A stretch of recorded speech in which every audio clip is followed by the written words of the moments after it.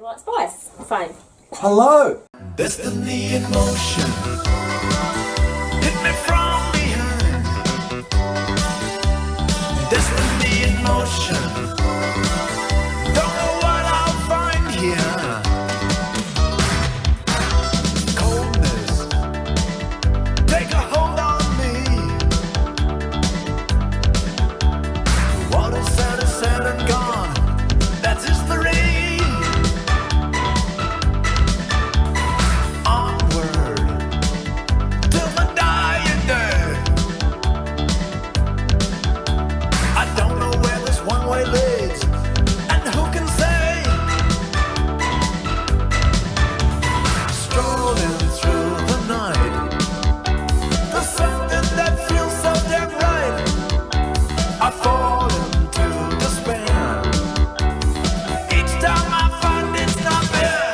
Destiny in motion.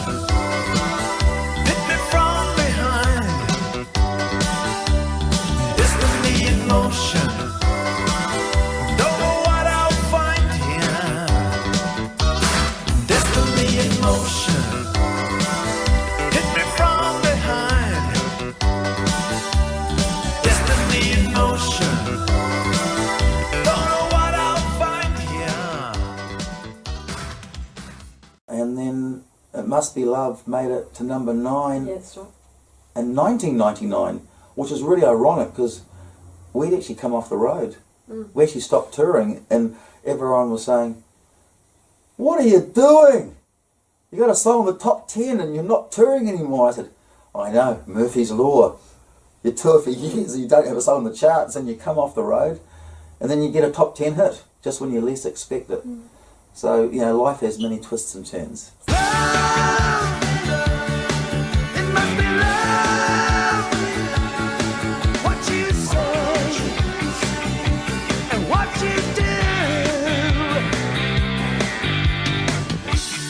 When I was a kid at school, I fought against the golden rules. Teacher never knew my name.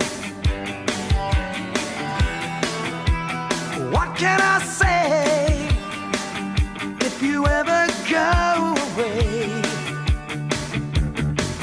Go away, yeah. I need you more than I can say. And don't you ever go away. And I still feel the pain.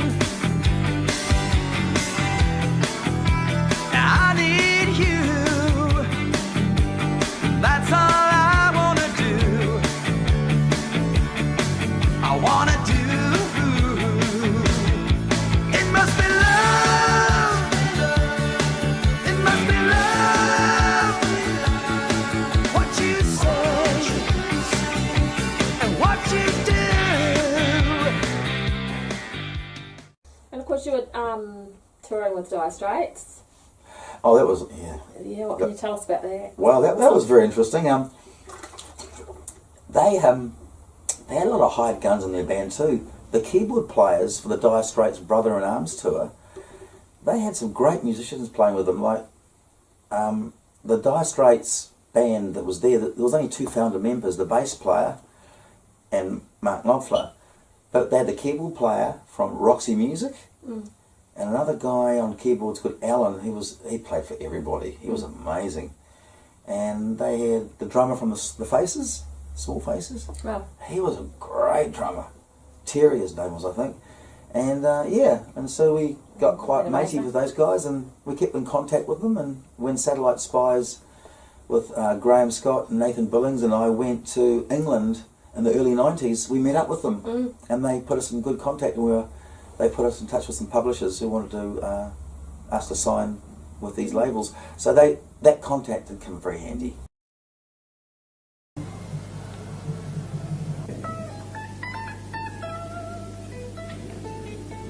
With 20 minutes to go, there is nothing to do except sit and wait. Mike Chun, our record company manager, after we recorded the album, sent it to the Dire Straits people overseas. Apparently he thought we tried to get us the support. We didn't know anything about it at that stage. And Dire Straits choose their support bands themselves, you see. And Mark Knopfler, the songwriter of the band, heard the album and he liked it. And he sent a little note back saying he'd like us to do support for all the New Zealand concerts. And when we were told, we thought, well, hey, we're going to have to get a band together here, because there's only the two of us.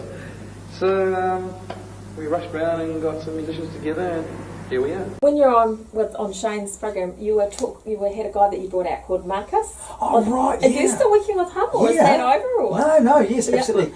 Did you see the video for that?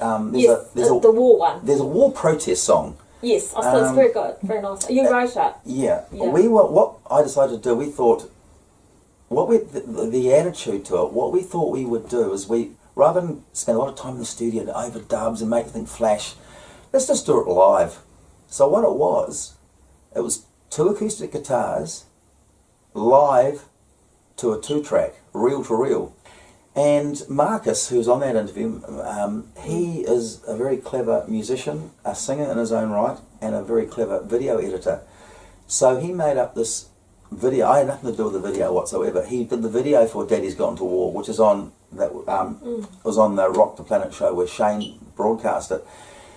And we thought this was going to be great, and people like the song. But if you watch the video of Daddy's Gone to War, he tells some home truths about war, who finances war. Daddy's gone to war. Oh, what is it for? Do they understand? It's just a piece of land. Soldier's gonna die for a filthy lie. Who is gonna go to die in their show? Leaders make their choice. Expendable boys. Do they understand? It's just a piece of land. In the mud they fell. They're gonna go to hell. Winning the award, being stabbed with a sword. To win the battle well, not to break, 'cause all would fail. Ooh. Soldier gonna die for a filthy lie. And of course, after Rocking the Planet, was that long after that you got sick? Yeah, it was not long after that. That's why things slowed down. We had these big plans to roll into something, and I basically got diagnosed with cancer, and it's sort of around the lymph nodes around my neck, around here, and sort of inside the neck. And I had some radiation treatment, and it seemed to work for a while, but it sort of has come back. So it's the battle continues. Yeah. So we have a big challenge on our hands here. But anyone who knows me well knows that I don't shy away from a challenge. I'm definitely not going down with the ship. I'll stay afloat somehow. Yeah. I'll hang on to a barrel. So I'm up for a fight. So it's hasn't gone away yet. So I'm still going to fight it. But that's all right. Yeah, just keep making the music. Keep making the music. The main thing is, isn't it? Just Yeah. day to day. Yes. Yeah. So that's something that keeps me busy. Favourite New Zealand drummers in rock would be Pete Warren, Paul Dunningham from My Sex. Yep. Paul's got a unique style. Like everyone's got their own style.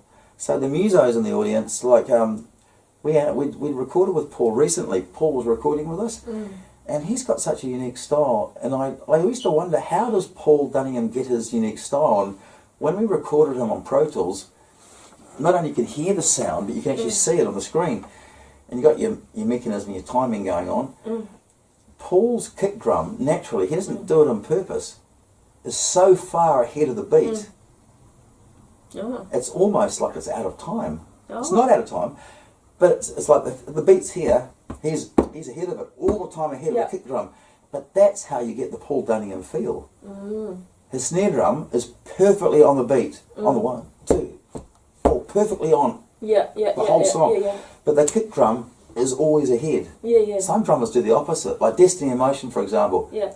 Kick drum is always on the beat. Yeah. 1, 3, Yeah. 1 and 3, Yeah. like 1, 2, 3. But the snare drum is actually ahead, so on the 2 and the 4, it doesn't go on the beat, it's actually before it. It's rushing to crack, crack, it's rushing in. Right. The opposite to what Paul does. I was in a band called Rated X, touring with Dave McCartney and the Pink Flamingos as their support band as a teenager. And Mike Chun from Split Ends liked the song called Tangled Wires and asked to have the publishing for it. And I could not understand it, why he wanted the publishing. And he says, I love that song. It's so sophisticated for a teenager. I'm just surprised that you even wrote it. And it was called Tangled Wires, and what it was about, I suppose, because I didn't really know what it was about. I wrote it subconsciously, without really thinking what it was about a girl who was confused about what she wanted out of life. So, without me really thinking about it, I didn't do it intentionally, Tangled Wires meant that she was confused about what she was really aiming for. So her wires were plugged in wrong. But it says in the song, she knew her ABCs though. She was quite educated. So it says in the song, I loved her. Oh, she knows her ABCs, but she's got tangled wires. Yeah. And Mark Chun sort of fell in love with the song, and he came round to my house with Debbie Harwood. Great line. Yeah. And I was living at home with my parents. I was only a teenager, and wanted the publishing for the song. And I was just so surprised. I didn't even, as a teenager, I didn't even know what publishing meant. I said, what's publishing? I didn't even know what it meant. I was a naive teenager. He had to explain to me what it was. And then he got it on the Hauraki Homegrown album. I think it was in 1981 or 82, and the Narcs were on there as well with their first song. And so that was my introduction to the music industry, of how it works. Someone wanted the publishing for a song and Rated X. And that band had a member from Lip Service in the band. The bass player was in that band. So yeah, songs are strange. They come out of nowhere. I had a song about one song called Jazz Cafe. It was about a girl who was out having a great time with her friends. Great night out at this jazz cafe, and just didn't watch what she was doing, stepped on the road and got hit and killed. And this tragedy of the funeral and all the friends who went to the funeral, and a good night out turned to a tragedy. I wrote a song about it, and that just stuck with me. So you write a song about what you see, maybe what you're going through. If you don't mind, I might go and write a song about it, about what you're going through, because it's affected me, what you've shared with me. And I thank you for sharing with me. You've shared with me your story. Destiny in motion, hit me from behind. Destiny in motion, don't know what I'll find here. Coldness, take a hold on me. What is said and gone, that's history.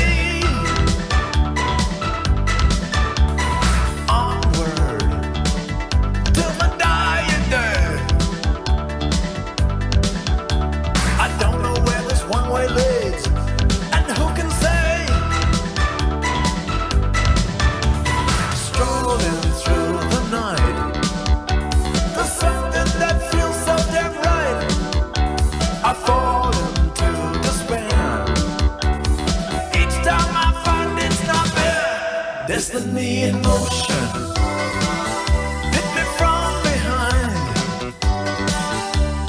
Destiny in motion, don't know what I'll find here. Destiny in motion, hit me from behind. Destiny in motion, don't know what I'll find here. Good to see this happiness and positivity, isn't it? Yes. That's good. No one would know. If they came in, they wouldn't even know there's anything wrong. That's what's going to heal us, is happiness.